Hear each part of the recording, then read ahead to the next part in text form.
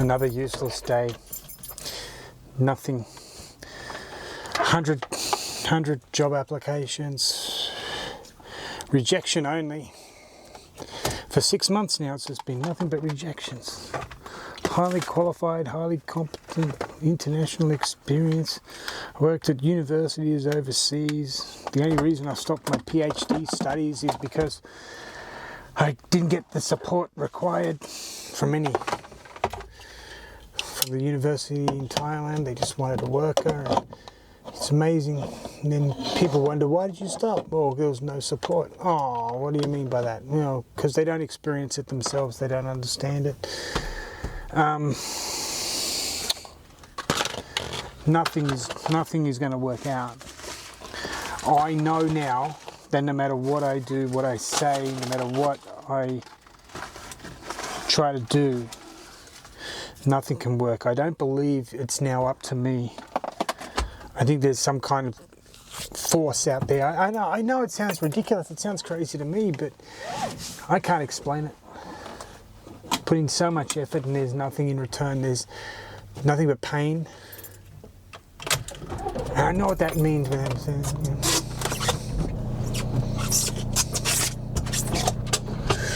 It's just,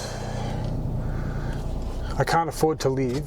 I can't afford to live. I'm going through the last bit of my savings now, so it's either be homeless, sell the car, be homeless, can't rent a place, you know.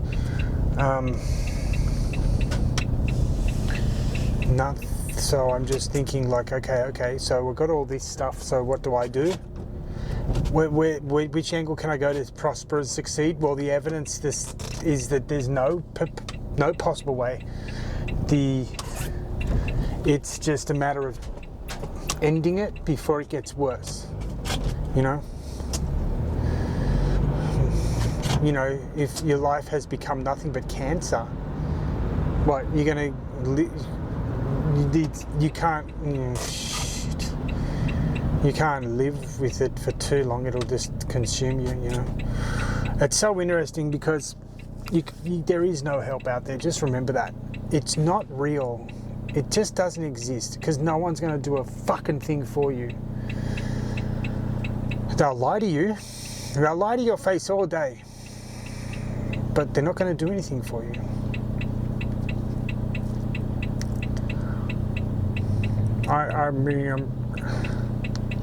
And here's the problem.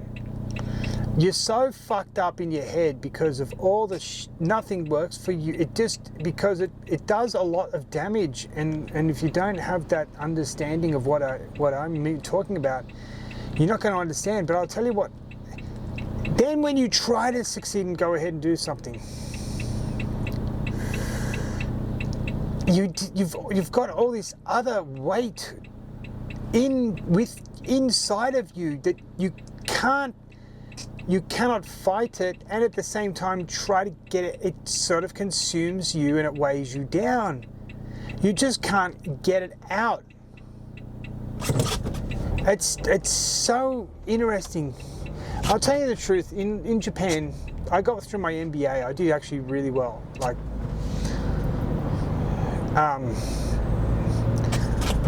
but to stop I don't like the word voice, but it's like this feeling of that everything you do is wrong and you're an idiot and you're a fucking retard. You know, it just goes on and on and on. But to actually shut it off,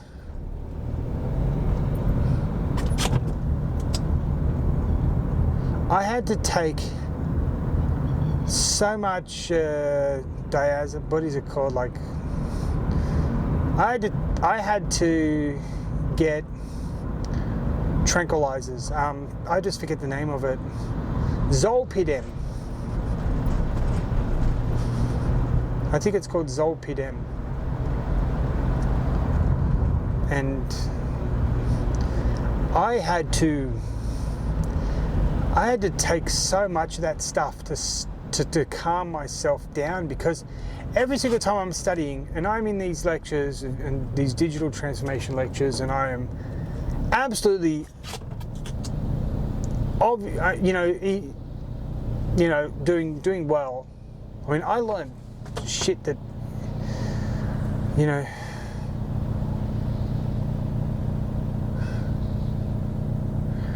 but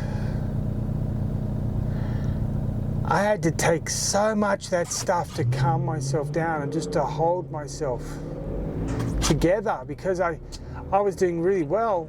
I was getting like, you know, over 75% for everything. I think I was pretty much a distinction average, but you still had this thing like, you useless piece of shit, nothing, and you know what, nothing as good has come from doing that, because I still don't have anything, you know. Biggest lie in the world is you need a university education. No, you don't. You need to work out how to make, you need to know how to make money. But anyway, I've got nothing else left now. I really don't. I don't know what to do. And I think that eventually it's just going to come to that point where I break, and I just say it's worthwhile trying, doing this, going this way, than to continue on, because I just don't see anything working. I don't think there's anybody that's applied for more jobs than me in the last 6 months in Australia. But you know, but nobody wants to do anything. And it's sad, isn't it? You don't want to lose your life, but then when your life has no value, there's no reward in your life, there's no you haven't made any of the milestones that a man needs in your life, and you've lost everything again, you're like, okay, yep, gotcha, I can't do this.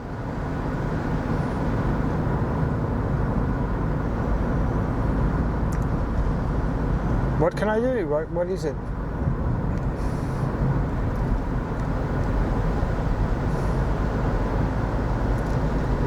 I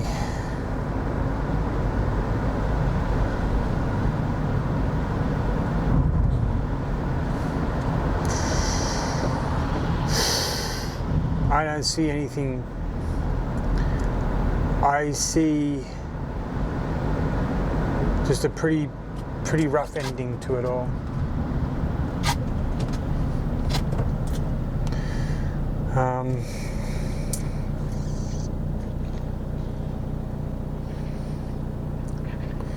This is no longer my country. I just need to know how to do it. I've run out of time. It's a very lonely journey as well.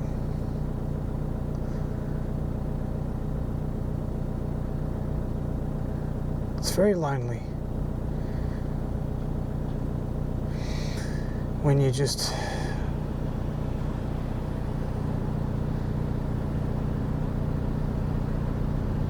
it's okay though.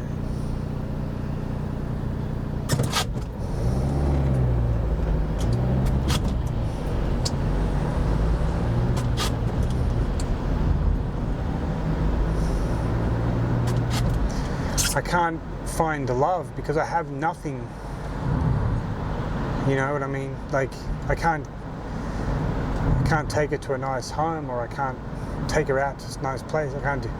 But it's very lonely. I have no kids or anything. 47. I can't do it now. But it's very lonely. Yeah, and you just realise that when you need people the most, that's when they're there the least. That's when they're just going to leave you. It's only when they need you the most. And you know what? Anyway.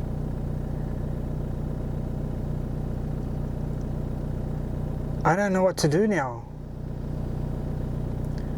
There is no answer there. There is nothing there. It's just...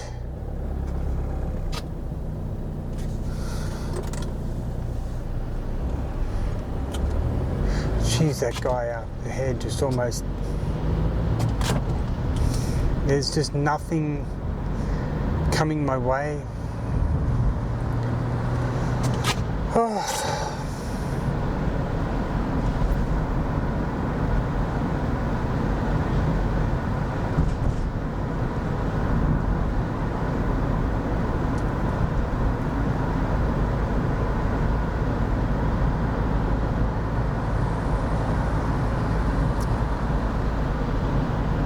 Somebody yesterday complained I used AI in my cover letter. Yeah, well, I've applied for 1,000 jobs in the last fortnight. I wouldn't have time to write cover letters. And the simple reason is, I can't get a job anywhere because I'm the wrong, number one, I'm a white, Anglo-Saxon Protestant, I'm Caucasian, I'm middle-aged white male, I'm heterosexual, I am the last person on the ladder now. In this country, if I was anything else, there'd be possibility. And if you think that is bullshit, you have no idea. Because I literally went to an interview with a lady of Indian descent. And I couldn't understand half what she said, but everybody else there was Indian. And when I walked in there, I didn't realize it was like a sort of a group thing. She just looked at me like, "What are you doing here? You got no chance." I immediately knew her face, her expression. It was like, "Yeah, okay." Like she wouldn't. I didn't.